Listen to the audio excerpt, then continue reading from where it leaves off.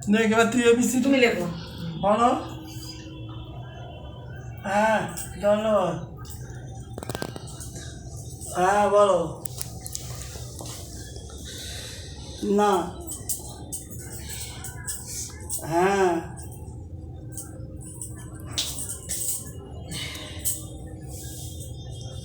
হ্যাঁ।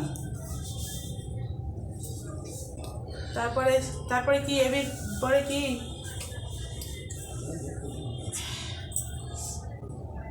হবে।